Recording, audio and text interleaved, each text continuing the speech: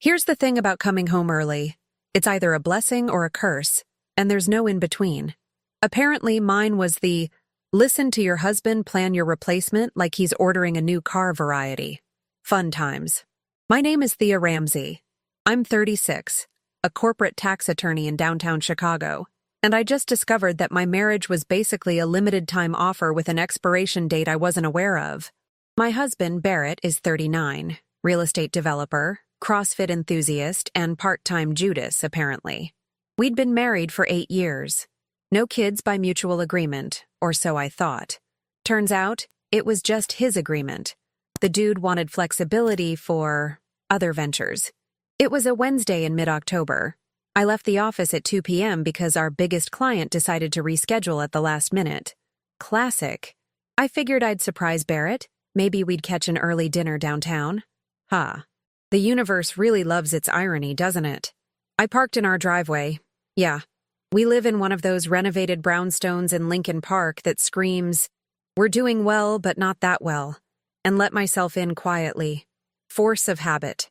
Barrett was always on conference calls, and I'd learned to move through our house like a ninja to avoid the death glare he'd throw when I interrupted his important business discussions. That's when I heard him. In his office. Door half closed, voice low but urgent. The kind of tone that makes your gut clench before your brain catches up. I need to end this before she figures it out. The timing's crucial here. Pause. I know. But if she finds out first, I'm screwed in the settlement. Her salary's almost double mine, and she's got documentation on everything. I stood there in our marble foyer, the one I'd insisted on during renovations because I'm apparently excellent at making sure my betrayal happens in aesthetically pleasing surroundings, feeling my blood pressure spike like I'd just downed 4 espressos. Barrett continued, oblivious. Sienna's already looking at apartments for us. Found a great place in River North. 2 bedrooms, modern kitchen, close to her studio. Yeah, the kid would have his own room. The kid.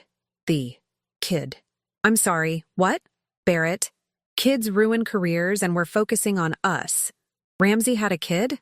With someone named Sienna, who apparently had a studio, whatever that meant.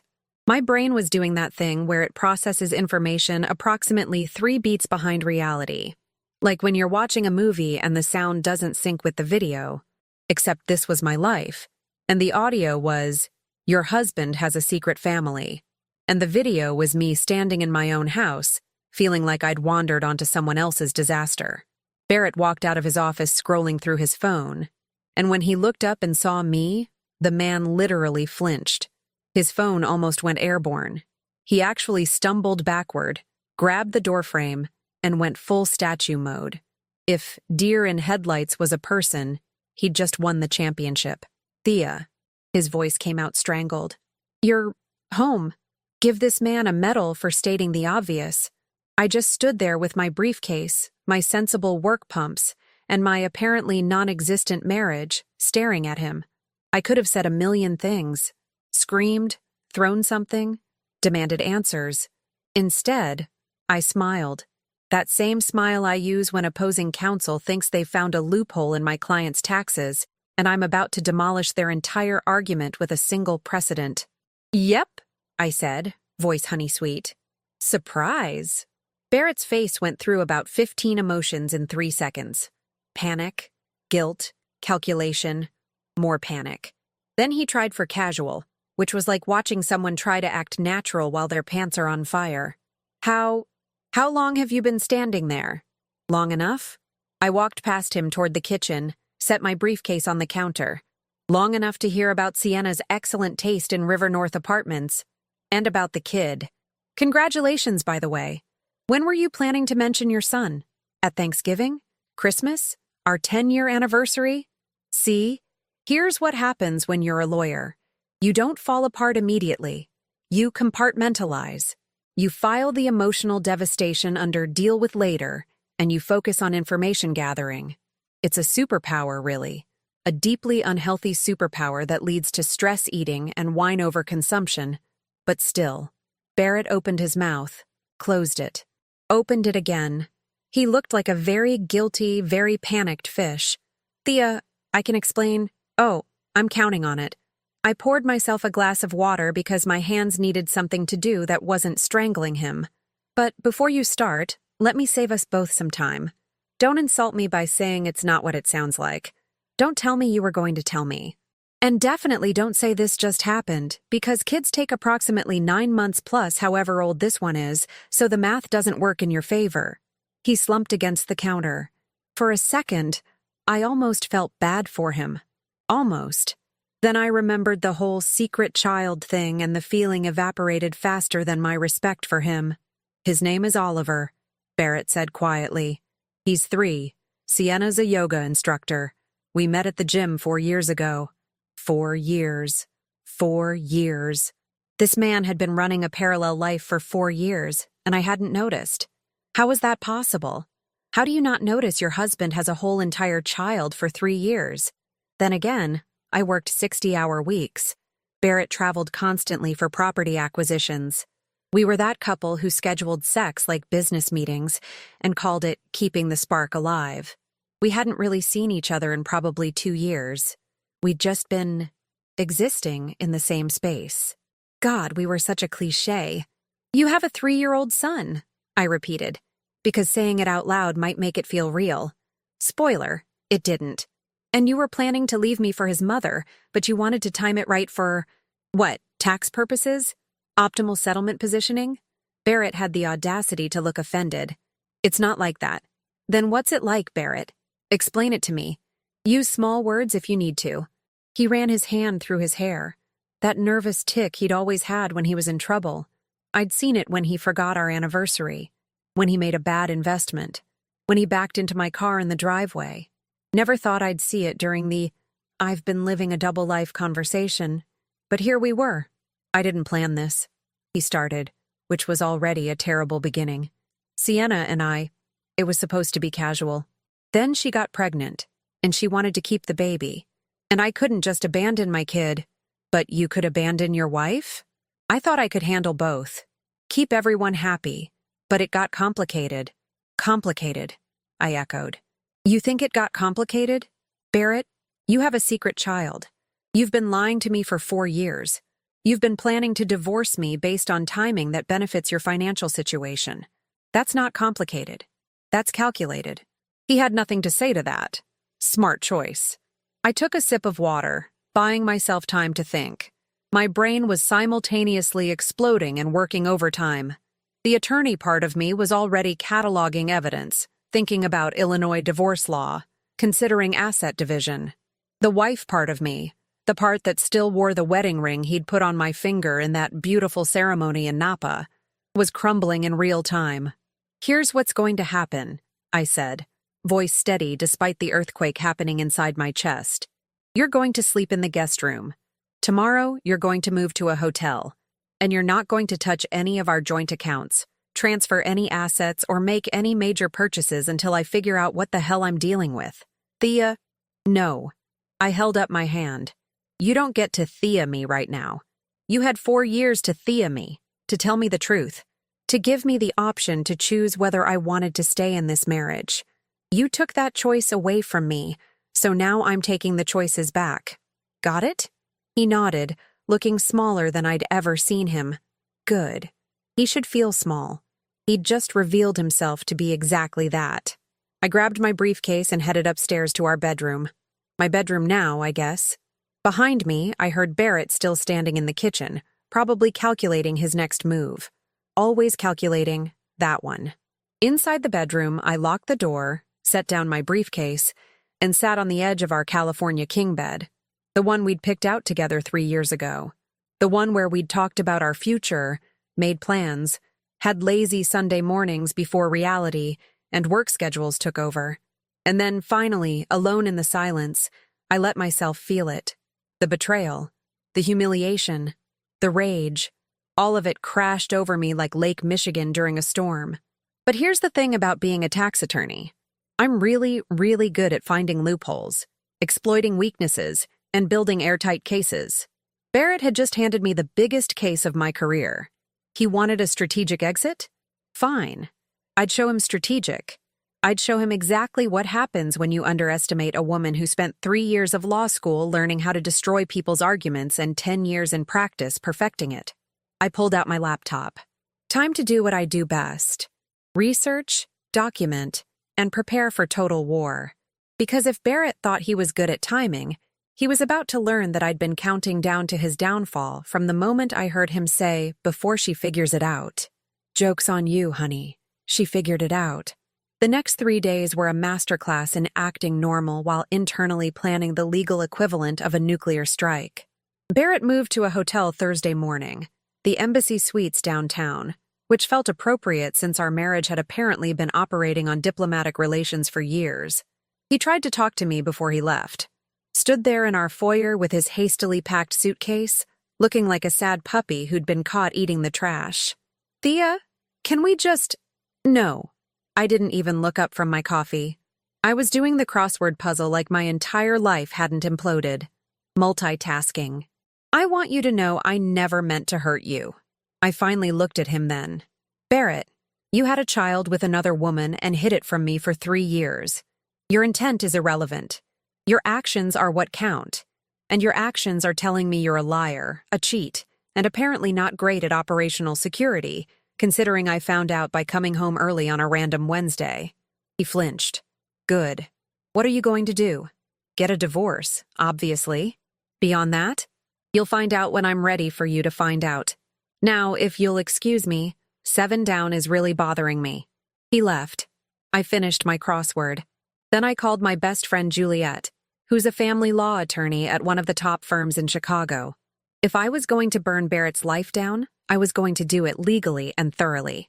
"So," Jules said, when I'd finished explaining everything over the phone, "Barrett has a secret 3-year-old named Oliver with a yoga instructor named Sienna. He was planning to leave you but wanted strategic timing for the divorce settlement, and you found out because you came home early from work. That's the Cliff's Notes version, yeah. Thea, this is the most dramatic thing that's happened to you since you accidentally wore 2 different shoes to court. In my defense, they were both black. One was a pump, one was a flat. Not the point, Jules." She laughed, but then her voice turned serious. "Okay, here's what we're doing. I'm recommending you to my colleague Marcus Bennett. He's the best divorce attorney in Chicago, and he's absolutely ruthless in a way that I think you'll appreciate right now. He'll destroy Barrett, legally speaking. I like the sound of that. Also, we need to lock down all your financials. You said Barrett's a developer? Yeah, mostly commercial properties. He's got a few projects going right now. Then he's probably got assets you don't even know about. We need a forensic accountant. I'll recommend someone. But Thea, this is going to get messy. Are you ready for that?" I thought about Barrett's face when he realized I'd heard everything. The way he'd tried to calculate his way out of it. The fact that he'd built an entire secret life and thought he could just discard me when it was convenient. "Jules, I've been ready since Wednesday at 2:17 p.m. Marcus Bennett's office was exactly what you'd expect from Chicago's most notorious divorce attorney. Sleek, modern, with a view of the Chicago River that probably cost more per month than most people's mortgages. The man himself was in his mid-50s, silver hair, sharp suit, and eyes that said he'd seen every terrible thing a spouse could do and was no longer surprised by human depravity. I liked him immediately. "Mrs. Ramsey," he said, shaking my hand, "Jules speaks highly of you. Says you're a tax attorney? Corporate tax litigation? Yes. Then you understand that divorce is war by other means." He gestured for me to sit. "Tell me everything. Don't leave anything out, no matter how small or embarrassing you think it is." I told him. All of it. The phone call I'd overheard, the 3-year-old son, Sienna the yoga instructor, the River North apartment, Barrett's strategic timing. When I finished, Marcus was making notes on his legal pad, nodding occasionally. "Okay," he said finally. "Here's the good news. Your husband is an idiot. The bad news for him, anyway. Good news for you. He's been planning this divorce, which means there's a trail. Texts, emails, financial transactions. He's been sloppy because he didn't think you'd find out yet." "How do you know he's been sloppy?" Marcus smiled. It wasn't a nice smile. Because if he'd been smart, he would have already moved assets, changed passwords, destroyed evidence. The fact that you still have access to joint accounts tells me he hasn't started his endgame yet. He was planning to, but you caught him early. That's leverage. What kind of leverage? The kind that means we get to dictate terms. But first, we need to gather evidence. Everything. I'm going to have you work with a forensic accountant and a private investigator. They're going to find out exactly what Barrett's been doing with his money, where he's been spending his time, and whether there are any other surprises we need to know about. You think there might be more? Mrs. Ramsey, in my experience, when someone's been living a double life for 4 years, there's always more. The forensic accountant's name was Eloise Park, and she had the kind of focused intensity that made me think she probably found tax fraud in her sleep and woke up excited about it. We met at a coffee shop in the Loop because she said she thinks better surrounded by caffeine and chaos. So, she said, pulling out a laptop that looked like it could hack government databases, let's talk about your husband's finances. Walk me through what you know.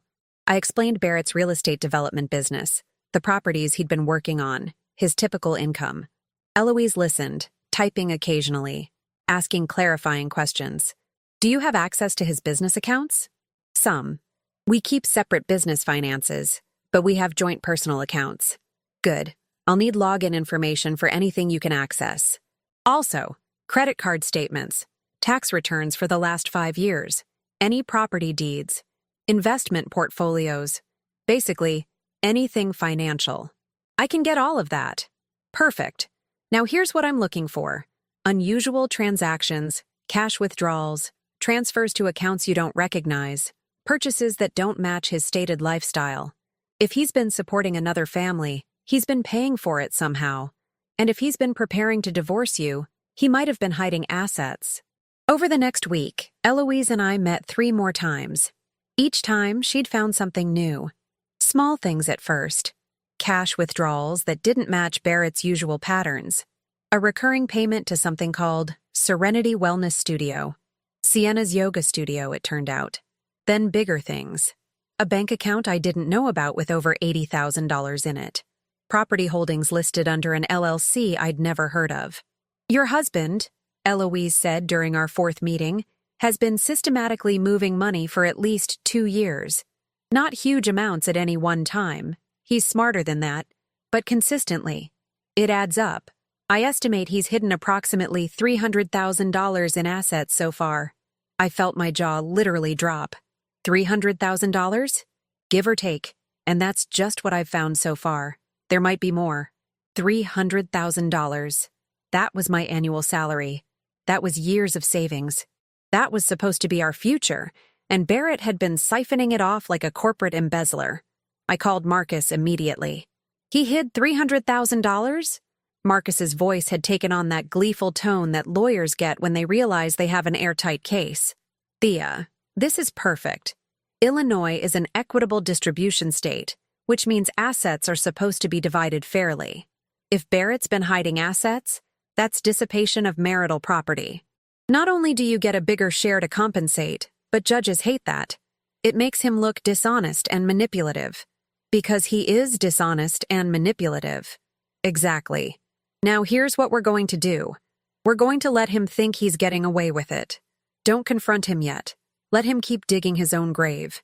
The private investigator is also gathering information on his relationship with Sienna. Once we have everything documented, we file for divorce and hit him with all of it at once.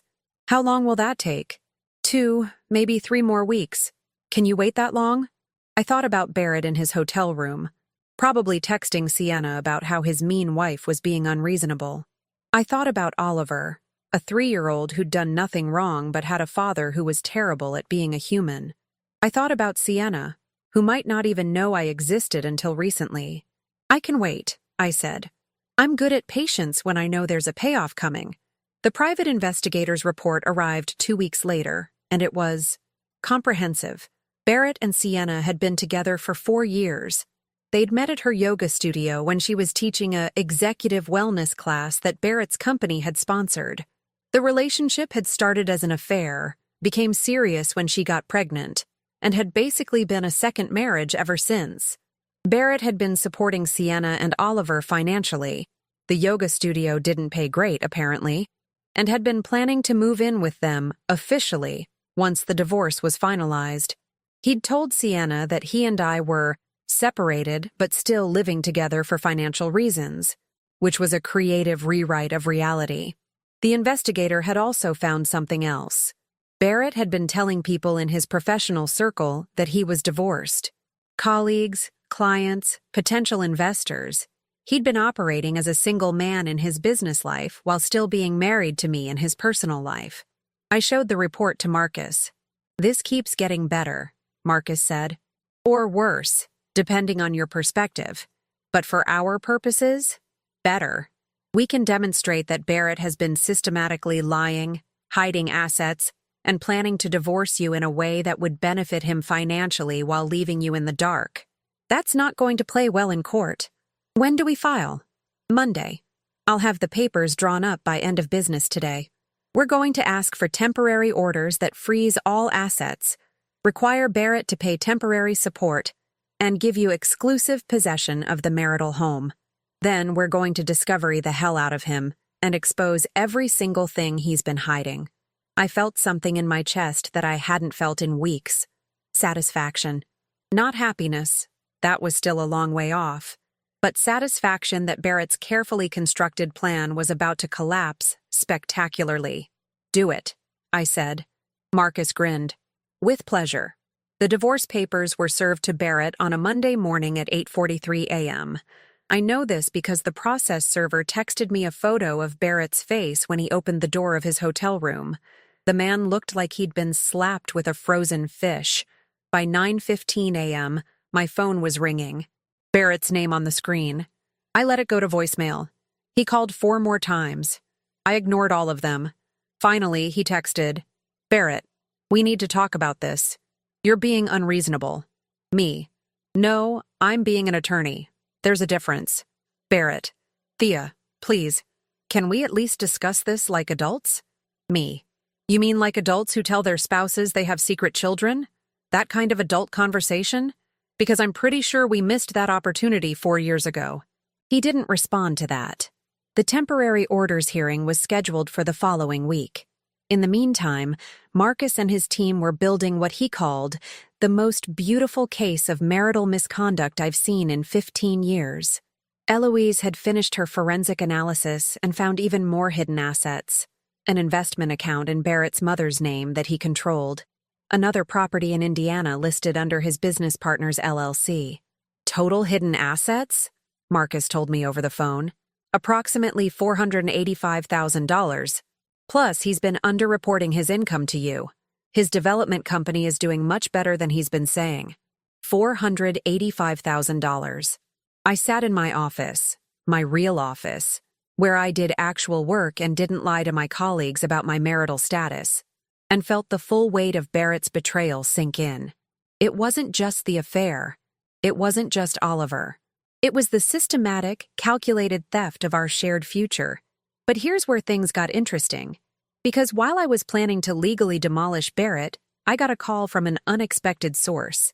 "Is this Thea Ramsey?" A woman's voice. Young, uncertain. "Yes." "Who's this?" "My name is Sienna. Sienna Cole. We need to talk." I should have hung up. Marcus would have told me to hang up. Talking to your husband's mistress before a divorce is finalized is generally a bad idea. But curiosity won out. "I'm listening. Can we meet? In person? There's something you need to know about Barrett. Something I just found out." 20 minutes later, I was sitting across from Sienna Cole in a Starbucks in Wicker Park. She was exactly what you'd expect. 28, blonde, yoga-toned, wearing Lululemon and looking stressed. Oliver, the 3-year-old who'd inadvertently blown up my marriage, was with Barrett, apparently. "Thank you for meeting me," Sienna said. She looked like she'd been crying. "I know this is weird. Beyond weird. That's one word for it. I need you to know. I didn't know you and Barrett were still together. Not really together. He told me you were separated. That you'd both agreed to stay married on paper until some business deal went through. But that you were basically roommates. He showed me paperwork that looked official. Paperwork? A separation agreement, signed by both of you, dated 2 years ago. I felt my blood pressure spike. Sienna, I never signed a separation agreement. We were never separated. Barrett has been lying to you. Her face crumbled. I knew it. God, I knew something was off, but I wanted to believe him. We have a son together. I thought we were building a life. Despite myself, I felt a twinge of sympathy. We'd both been played by the same man. Why did you want to meet me? Sienna pulled out her phone, opened her messages, and slid it across the table. Because of this. I read the conversation. It was between Barrett and someone named Jade. Recent messages, very recent, from yesterday. Barrett. Once the Thea situation is handled, we can move forward with our plans. Jade. And what about S and the kid? Barrett. Manageable. She's been useful, but she's getting clingy. I'll figure something out. Jade. You always do. Can't wait to finally be together properly. Barrett. Soon. Promise. Love you. I stared at the phone. Then at Sienna. Who's Jade? His business partner's sister. I did some digging after I saw these messages. They've been involved for about 6 months. He's been telling her he's leaving me. The room spun slightly. Barrett hadn't just had one affair. He'd had at least 2. Possibly more. Sienna and I, both of us, were just way stations in Barrett's endless quest for… what? Validation? Variety? A complete inability to be a decent human being? Why are you showing me this? I asked. Sienna's jaw tightened. Because Barrett doesn't get to blow up our lives and walk away unscathed. I have a 3-year-old son who deserves a father who's honest. You have years of marriage that he threw away. And Jade? She has no idea what she's getting into. Barrett needs to face consequences for once in his life. I looked at this woman, this yoga instructor who'd been sleeping with my husband for 4 years, who had his child, who'd believed his lies, and felt something unexpected. Respect. She was angrier than I'd seen anyone in weeks, and she was channeling it into something useful. What do you want to do? I asked. I want to help you destroy him. Legally, financially, socially, everything. He's been playing all of us, and I'm done being played. I sat back in my chair. Marcus would have a stroke if he knew I was having this conversation. But sometimes the best legal strategy requires unconventional allies. Tell me everything you know about Barrett's finances, I said. And I mean everything. Over the next week, Sienna became an unexpected asset in my divorce case. She had information I didn't, details about Barrett's business dealings, cash payments he'd made, properties he'd mentioned buying that weren't on any official records. She'd also kept meticulous records of every dollar he'd given her, every promise he'd made, every lie he'd told. Marcus was initially horrified when I told him I'd been meeting with Sienna. Then he saw her documentation and changed his tune. This is actually brilliant, he admitted. She's essentially a witness to Barrett's financial misconduct, and if she's willing to testify about the money he gave her, we can trace where it came from. Most of it was probably marital funds. She'll testify, I confirmed. She's motivated. What about the Jade situation? We're going to let that play out naturally. If Barrett's planning to leave Sienna for Jade, he'll eventually show his hand, and when he does, it'll demonstrate a pattern of behavior that no judge will look kindly on. The temporary orders hearing was fascinating, in the way that watching a car accident is fascinating. Barrett showed up with his attorney, some corporate guy who clearly didn't specialize in family law, expecting a routine procedural hearing. What he got was me, Marcus, and a nuclear bomb's worth of evidence. Marcus presented the forensic accounting report, the hidden assets, the secret bank accounts, the underreported income. Barrett's attorney tried to sputter objections, but the documentation was ironclad. Then Marcus brought up the affair with Sienna, the secret child, and chef's kiss. The texts between Barrett and Jade that proved he'd been juggling multiple relationships. Barrett's face went through more colors than a mood ring. The judge, a woman in her 60s named Justice Kwan, who'd apparently seen every terrible thing divorcing spouses could do to each other, was not amused. Mr. Ramsey, she said, voice dripping with contempt, you've hidden assets, maintained extramarital relationships, misrepresented your financial situation, and lied to multiple people about your marital status. I'm granting Mrs. Ramsey's request for temporary orders. All assets are frozen. You'll pay temporary maintenance and reimburse her for half of what you've hidden. And Mr. Ramsey, I'm going to be watching your case very closely going forward. It was beautiful. It was poetry. It was everything I'd been working toward. Barrett left the courtroom looking like he'd been hit by a truck. I left feeling like I'd just won the first battle in a war I was absolutely going to win. Outside the courthouse, Marcus turned to me.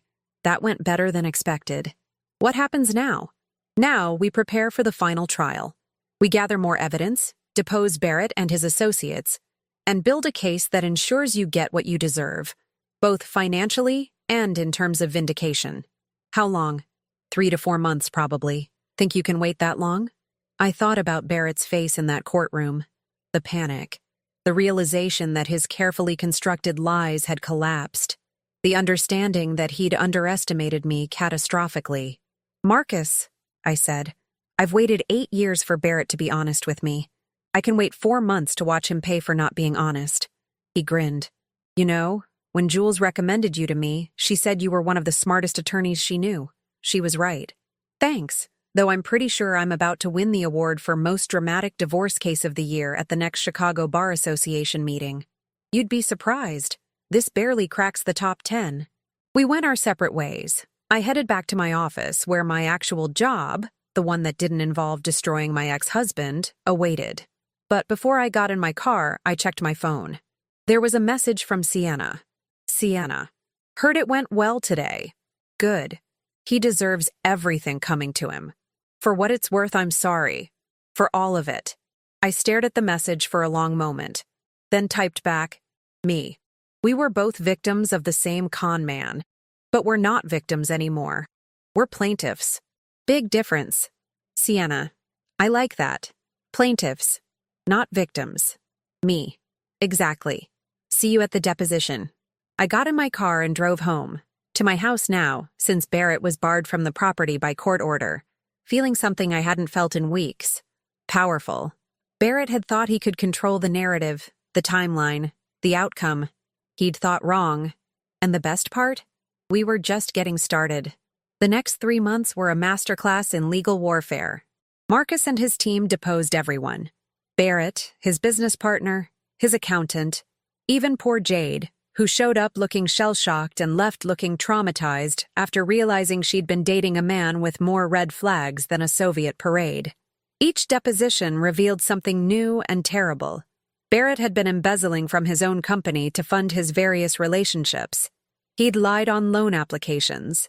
He'd misrepresented property values to investors.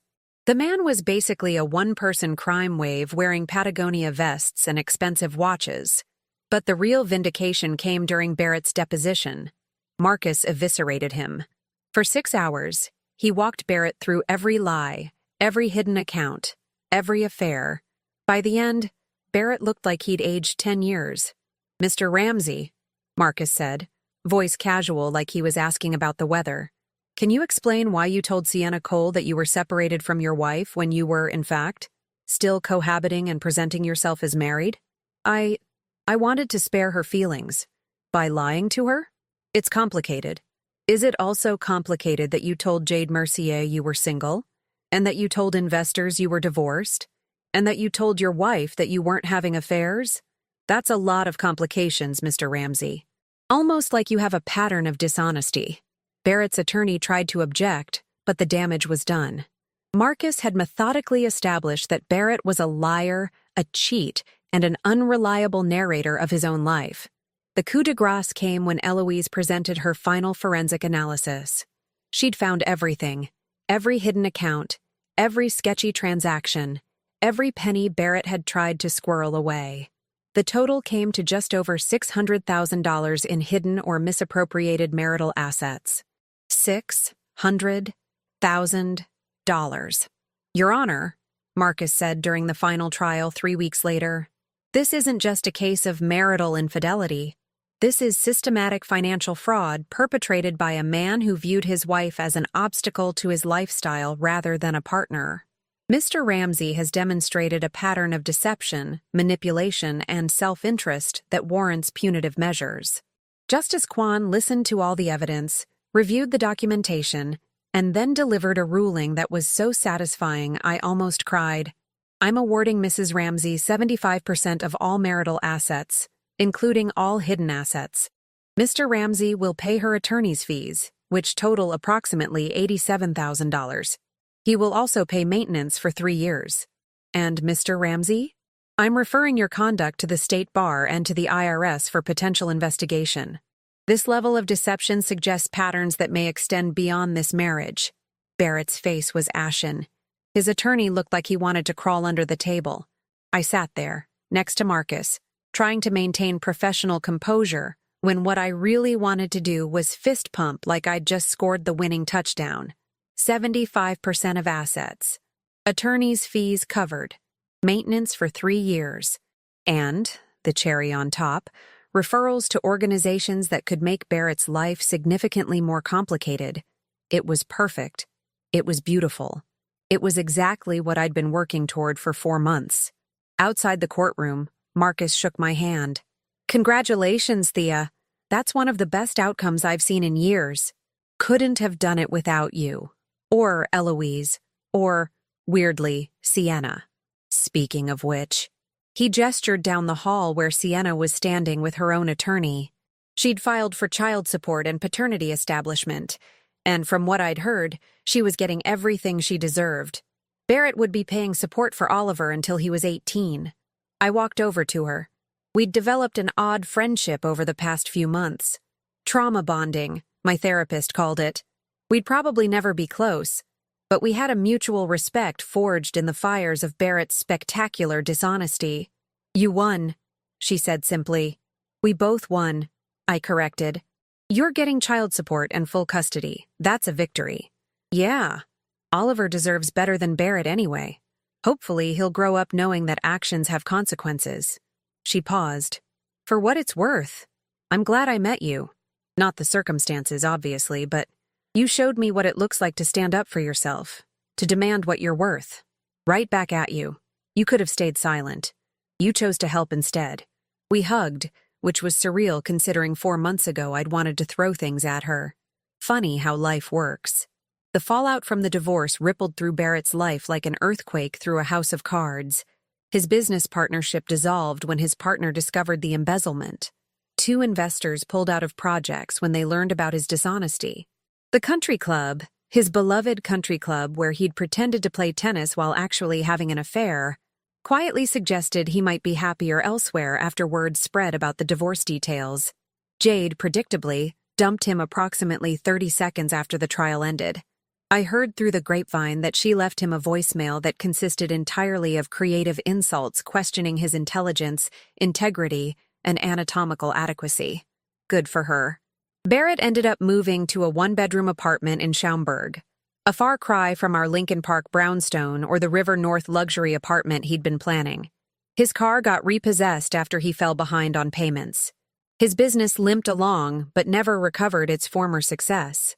Meanwhile, I thrived. The brownstone sold for an excellent price. Turned out Lincoln Park real estate was still hot, and I bought a gorgeous condo in the Gold Coast with floor-to-ceiling windows overlooking Lake Michigan. Started dating a fellow attorney named Quentin who thought my divorce story was the most impressive legal demolition I've ever heard, and seemed to find competence attractive, which was refreshing. I also got a promotion at my firm, partner track. Turns out, channeling rage into work productivity is an excellent career strategy. My billable hours had never been higher, but the real satisfaction came 6 months post-divorce when I ran into Barrett at a Whole Foods.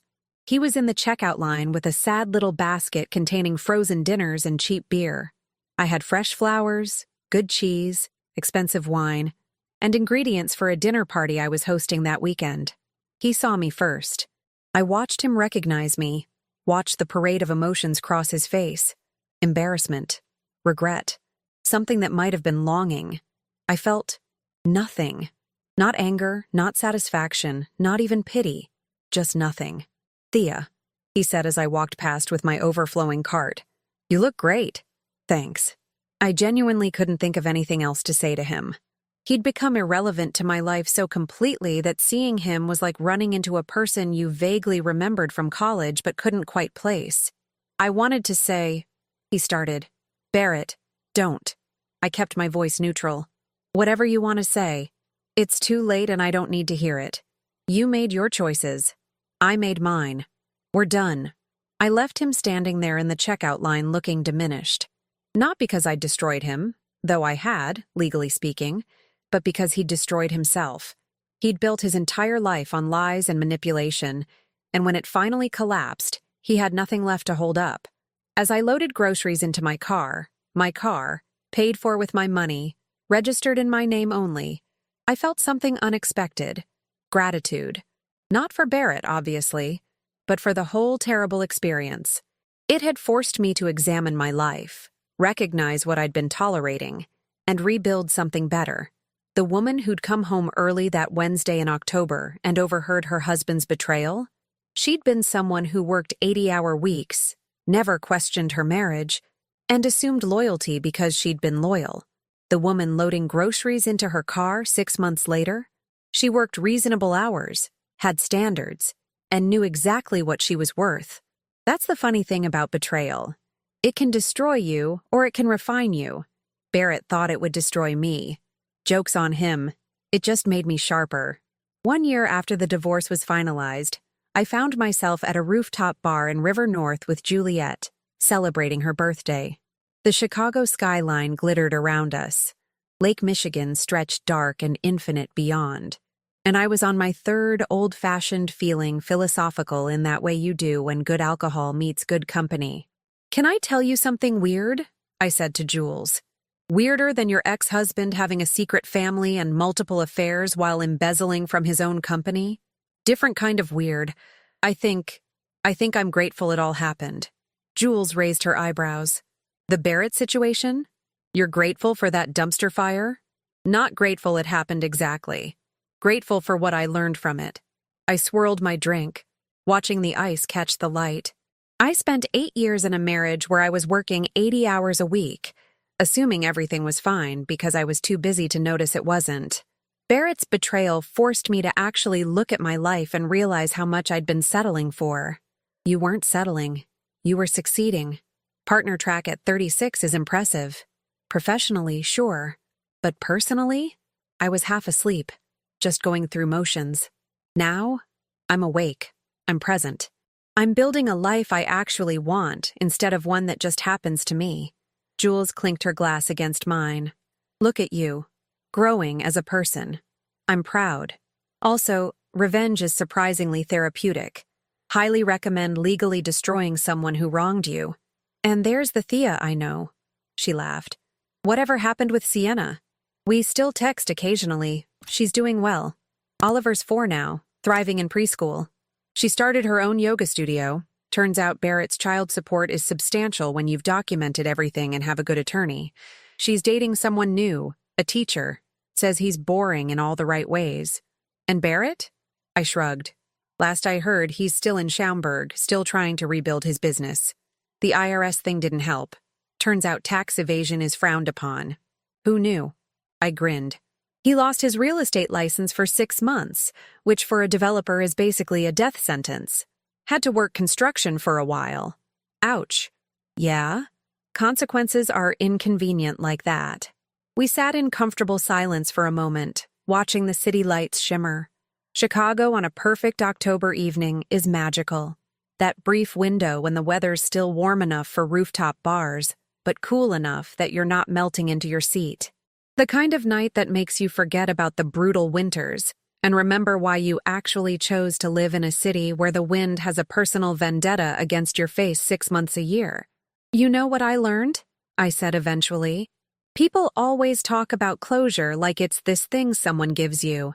The person who wronged you apologizes, explains, makes it right, and then you get closure. But that's garbage. Closure isn't something someone gives you. It's something you create for yourself. Deep thoughts at rooftop bars. This is quality content. I'm serious. Barrett never apologized. Not really. He tried that day at Whole Foods, but it was hollow.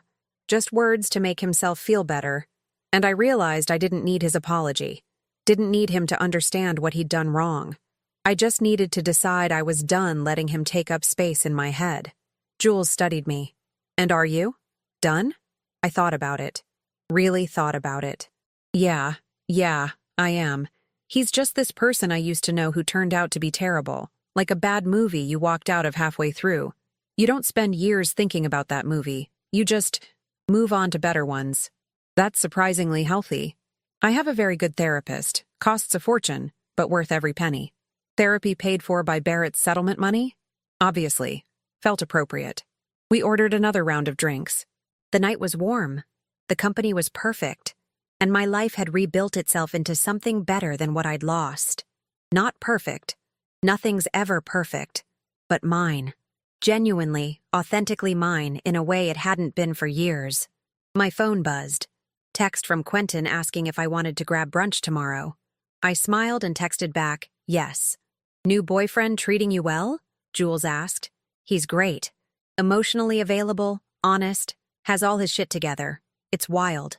I keep waiting for the other shoe to drop, but my therapist says that's trauma response, and I should work on accepting that not everyone is secretly terrible. Reasonable advice. Who knew that basic human decency would feel like winning the lottery after Barrett? Jules laughed, but then got serious. Real talk, though. Are you happy? I considered the question. Happy. What a complicated word. Was I deliriously joyful every moment? No. Did I still have days where I felt bitter about the years I'd wasted? Sure. Did I sometimes lie awake at night wondering what signs I'd missed? What I could have done differently? Occasionally? But was I happy? Yeah, I was. I'm happy, I said finally. Not because everything's perfect, but because I'm living a life I chose instead of one that just happened to me. I'm dating someone who respects me. I have work I'm good at. I have friends who show up when I need them. I have a view of Lake Michigan and a closet full of clothes that make me feel confident and a therapist who calls me on my bullshit. That's happiness. Not the movie version. The real version. I'll drink to that. We clinked glasses again. Around us, Chicago hummed with Friday night energy. People laughing, music drifting up from street level, the city alive and vibrant and full of possibility. Somewhere in Schaumburg, Barrett was probably having a significantly less pleasant evening. Maybe scrolling through social media, seeing updates about my life. Maybe regretting his choices. Maybe still trying to justify them to himself. I didn't know, didn't care. He'd become irrelevant to my story. Just a chapter that taught me valuable lessons about boundaries, self-worth, and the importance of actually paying attention to your own life. The best revenge isn't destroying someone. It's living so well they become an afterthought. Barrett had wanted to leave me for a better life. Instead, I'd left him behind for mine. You know what's funny? I said to Jules as we prepared to leave. Barrett thought he was the smart one, the one in control, the one who'd planned everything perfectly. But he forgot the most important rule of any strategy. What's that? I grinned. Never underestimate a woman who knows exactly how much you're worth and has access to your tax returns. Jules burst out laughing. That should be on a t-shirt. Or a legal brief. I could cite it as precedent. We left the rooftop bar arm in arm. Two women in our 30s who'd learned that life rarely goes according to plan. But that didn't mean you couldn't write a better ending. The city spread out before us, full of possibility and second chances and futures that were ours to build. Barrett had taken a lot from me. 8 years, $600,000 he'd tried to hide, the comfortable fiction of a happy marriage. But he'd also given me something, inadvertently, permission to become someone new, someone stronger, someone who didn't settle for dishonesty disguised as partnership. Was that worth 8 years of my life? Probably not. But since I couldn't get those years back, I might as well extract value from the lessons they taught me. And the biggest lesson? When someone shows you who they really are, believe them. Then hire an excellent attorney and make sure they regret underestimating you. Life's too short for bad marriages and hidden assets, but it's exactly long enough for epic legal victories and waterfront condos. Turns out karma doesn't need much help when you've got good documentation and a forensic accountant with a vendetta against financial fraud. Barrett wanted a strategic exit from our marriage. I gave him an exit, all right. Just not the one he planned. The view from my new life is pretty spectacular. Thanks for the settlement money, Barrett. I'm putting it to excellent use. And that wraps up today's story. Now we want to hear from you. Where are you watching from? Drop your city or country in the comments, and let's see how far these stories reach. If this story moved you or gave you chills, give it a like, share, and subscribe for more powerful stories. One last thing, rate the story from 1 to 10 in the comments. Your feedback helps us bring you even better ones next time. Thanks for watching. We appreciate you being part of this storytelling journey.